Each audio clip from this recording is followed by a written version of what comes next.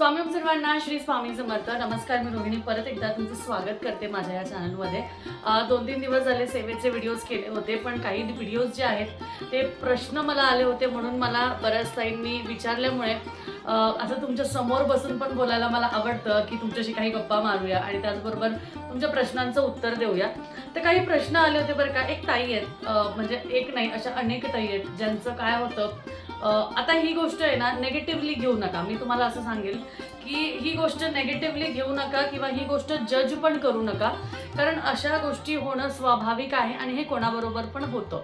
आता जेव्हा आपण एखाद्या गावी जातो किंवा आपण एखाद्या वेळेस जर समजा कुठे बाहेर गेलो किंवा सकाळी सकाळी अगदी आपल्याला निघायचं आहे आणि संध्याकाळी परत येणार आहे, अशा वेळेस आपल्याकडनं पूजा होत नाही. ठीक आहे, पूजा होत नाही आणि त्यामुळे देव जे आहे ते तसेच राहतात.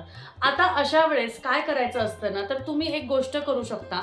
तुमच्या घरात लहान मुलं असतील किंवा तुमच्या घरात जे मोठी मुलं असतील किंवा कोणी असेल जे पूजा करू शकत नाही पण बाकीचं करू शकतात, अशा व्यक्तींना तुम्ही सांगून जाऊ शकता किंवा तुम्ही सुद्धा असं करू शकता. आता काय झालंय ना, प्रश्न तुम्हाला म्हणजे थंबनेल किंवा टायटलनीच कळालं असेल की विषय काय आहे, की कोरडी देवपूजा कशी करायची. आता कोरडी देवपूजा म्हणजे काय, पहिला हा प्रश्न येतो की कोरडी देवपूजा म्हणजे नक्की काय. तर कोरडी देवपूजा म्हणजे तुम्हाला सांगते की त्या दिवशी आपल्याला देवांना स्नान घालायचं नसतं. ठीक आहे, देवांना स्नान घालायचं नसतं. मग देव पारुशे ठेवायचे का, तर त्याला पारुसं ठेवणं असं म्हणत नाही आपण. काय असतं ना, दररोजचा अभिषेक, दररोजची पूजा, दररोज देवांना आंघोळ घालणे ही नित्यविधी आहे, ही नित्यसेवा आहे आणि ही करण्यासाठी सुद्धा हे गरजेचं आहे.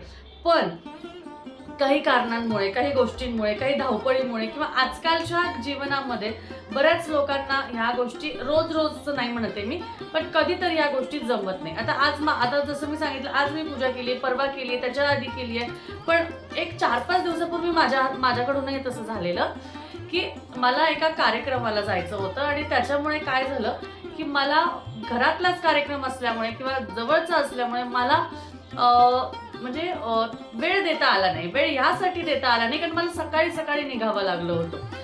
तर अशा वेळेस आपण कोरडी देवपूजा कशी करावी. सगळ्यात पहिला प्रश्न, कोरडी देवपूजा म्हणजे काय. तर कोरडी देवपूजा म्हणजे काय असतं की तुम्हाला सर्व देव काढणे किंवा त्यांना स्नान घालणे अशा पद्धतीचं नसतं. तर पूर्णपणे मी तुम्हाला सांगणार आहे, पण ह्याला जज करायचं नाहीये, कारण हे फक्त आणि फक्त त्या ताईंसाठी आहे ज्या ताई दिवसभराचं जॉब करतात, सकाळी संध्याकाळपर्यंत जातात किंवा काही वेळेस आपल्याकडूनही होत नाही, मग आपली नित्यसेवामध्ये खंड पडतोय का असं न म्हणता ती गोष्ट होता होईल, त्यासाठी हा व्हिडिओ पॉझिटिव्हली घ्या. याचा अर्थ असा आहे की रोज असं करायचं नाही. रोज तुमच्याकडनं पूजेचा वेळ अर्धा तास पण खूप झाला, देवपूजा करा, बाकी सेवा वगैरे नंतर करा, पण देवपूजा ही नक्कीच करायची. कारण देवपूजा सगळ्यात महत्त्वाचं, देवपूजा करण्याच्या आधी ना तुमच्या घरात जे काही कुलदैवत आहे, जे कुठले देव आहेत, त्या देवांना रोजचं त्यांचा मान सन्मान त्यांना मिळालाच पाहिजे. पण अति उत्साहपणाने उगाचच आपण म्हणू शकतो ना की उगाचच खूप मूर्त्या, एकच प्रकारच्या 2-2, 3-3 मूर्त्या असं करू नका. कारण ह्याने काय होणार, तुमच्यावर बर्डन येणार की अरे बापरे, अख्खं एवढं मोठं देवघर आहे, सगळे देव काढायचे, सगळं करायचं. करतात बरेच जण, पण आपल्याला सुद्धा ती गोष्ट धावपळीच्या जीवनात आपल्याकडनं होत नसेल तर तेवढं आपण लक्ष द्यावं. बरं, कोरडी देवपूजा म्हणजे काय असतं, तर आदल्या दिवशीची फुलं जी आहे ती सगळी काढून घ्यायची. सगळी फुलं काढून घ्यायची, सगळं ती आजूबाजूची जागा असते ती झटकून घ्यायची. आदल्या दिवशीचा दिवा वगैरे असतो तो क्लीन करून घ्यायचा. अगरबत्तीचं काही पडलेलं असेल, धुपाचं काही पडलेलं असेल, काड्या असतील, अगरबत्तीची काडी असेल किंवा रांगोळी काढलेली असेल, हे सगळं जे आहे ते सगळं काढून घ्यायचं, सगळं स्वच्छ पुसून घ्यायचं, सगळं बाजूला करायचं, स्वच्छ पुसून घ्यायची, पुढची बाजू वगैरे सगळी क्लीन करून घ्यायची. देवांना सुद्धा तिथे आजूबाजूला काही फुलांच्या पाकळ्या असतील, काय असेल, सगळं ते बाजूला काढून घ्यायचं आणि आजूबाजूची देवांची तिथली जी जागा आहे ती स्वच्छ करून घ्यायची. देव हलवायचे नाही, कारण तेवढा वेळ पण नाही तुमच्याकडे. देव हलवायचे नाही. आता हे तुम्ही म्हणाल की हे शास्त्रात पद्धत आहे का, तर शास्त्रात तर ही पद्धत नाही आहे की देवपूजा करू म्हणजे असं सोडावी म्हणून. पण आता कसं झालंय, काही गोष्टींमुळे काही गोष्टी आपल्याला कराव्या लागतात, म्हणून मी तुम्हाला सांगते. तर कसं आहे, ते सगळं स्वच्छ केलं म्हणजे तुमचं सगळं व्यवस्थित झालं. रोजचा दिवा असतो तेलाचा, तुपाचा, धूप दीप अगरबत्ती ही लावा. त्याचबरोबर नवीन रांगोळी काढा, त्याला 5 ते 10 मिनिटं लागतात. त्याचबरोबर आता देवांना गंध लावायचं वगैरे ऑलरेडी आदल्या दिवशीचं गंध असतं, त्यामुळे ते देवांना गंध लावणं वगैरे हे शक्य होत नाही. त्याचबरोबर देवांसमोर माफी मागा. एक 2च सेकंदाची प्रार्थना असते की स्वामींना म्हणा, महालक्ष्मी आईला म्हणा, कोणालाही म्हणा. आता काय होतं, काही वेळेस आहे ना, मी तुम्हाला सांगते, एखाद्या वेळेस नाही जमलं ना किंवा एखाद्या वेळेस नाही झालं ना, तर त्यावेळेस खंत नाही वाटून घ्यायचं, पण असं म्हणायचं की हे आई किंवा स्वामी महाराज, आज मला आहे ना ह्या गोष्टीमुळे जमलं नाही, पण तुम्ही सांगता ना की कर्माच्या पुढे कुठली गोष्ट हे नाहीये. कारण कर्मकांडपेक्षा तुमचं कर्म किंवा तुम्ही जे काही करताय ना ते महत्वाचं आहे. त्यामुळे रोजची जी देवपूजा आहे ती तुम्ही रोज करा, पण एखाद्या दिवशी जमली नाही तर त्यावेळेस कोरडी देवपूजा करा. म्हणजे अगरबत्ती, धूप, दीप, मंत्रस्तोत्र एक 5 मिनिटं द्या, 5 ते 10 मिनिटं द्या. आंघोळ करून आले की तिथलं सगळं स्वच्छ करा, घंटानाद करा, तुपाचा तेलाचा दिवा लावा आणि त्याच्यानंतर रांगोळी काढून, आजची वाराची रांगोळी बरेच जण काढतात, त्या रांगोळी वगैरे काढून तुमची सेवा जी आहे ती करू शकता. आता सगळ्यात महत्वाचं काय आहे की 2 मिनिटाची ह्या सेवेने सुद्धा फळ मिळेल का, तर 1 नाही 1000% फळ मिळेल. कारण देवाला तुम्ही आंघोळ घालताय का देवाशी तुम्ही प्रामाणिक राहताय हे महत्वाचं आहे. कारण देवांना आंघोळ घालून तुम्हाला फळ मिळणं असं नाहीये.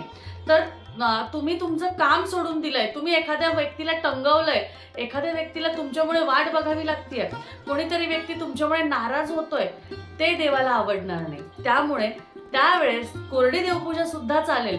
कारण कोरडी देवपूजा ही देवांना काय लागतं, तर देवांना अंघोळ, अभिषेक हे खरं ते मागत नाही हो, पण आपल्या समाधानासाठी आपण करतो.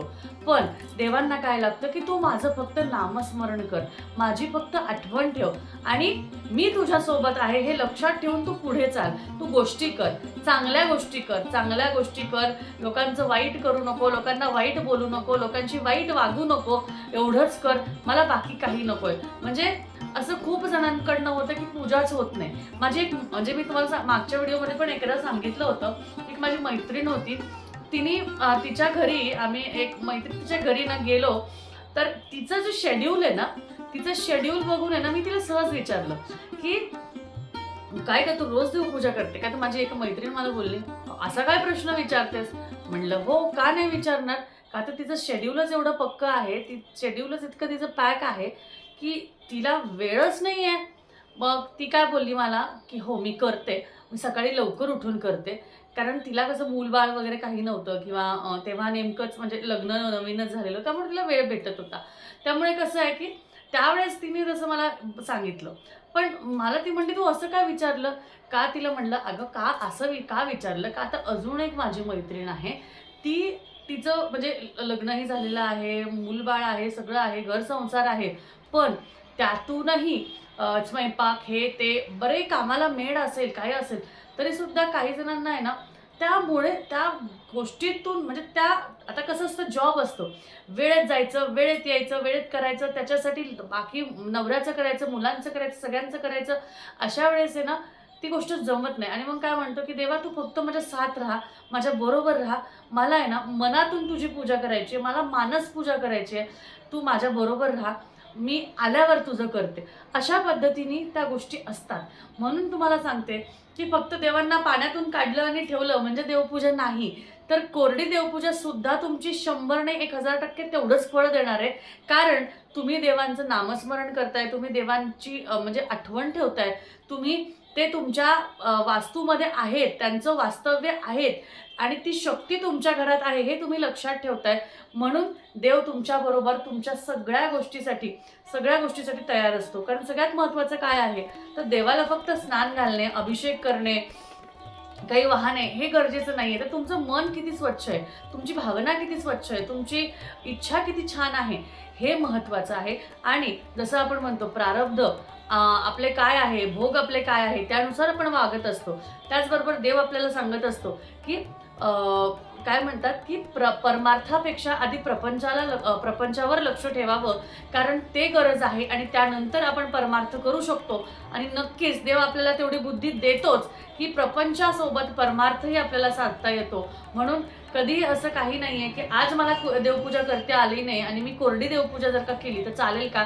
100% चालेल. आणि तुम्हाला जेव्हा वेळ भेटतो ना, तुम्ही गाडीत आहात, तुम्ही सारामृत वाचा, तुम्ही गाडीत आहात, तुम्ही जप घेऊन माळ जपा. आपल्याकडे ते जप काउंटर पण अवेलेबल आहे, तुम्ही त्याच्यावर जप माळ हे करू शकता.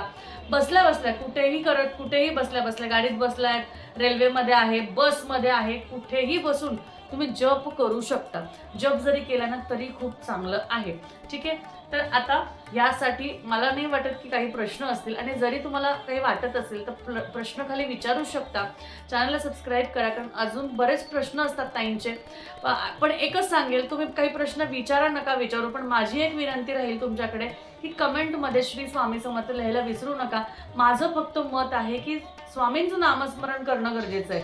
अभिषेक नाही झाला चालेल, फुलं वाहिले नाही तरी चालेल, गोडधोड केलं नाही तरी चालेल, नामस्मरण करा. कारण स्वामींनाही तेच हवंय की तू फक्त नामस्मरण कर, तू फक्त लक्षात ठेव की तू त्या सानिध्यात आहेस, तू त्या गोष्टींमध्ये आहेस, आणि बस. त्या गोष्टीचा जास्ती काही वेगळं असं म्हणजे लोकांना दाखवायचं म्हणून काही गरज नाहीये, पण तुला मनाला काय वाटतं म्हणून ते कर.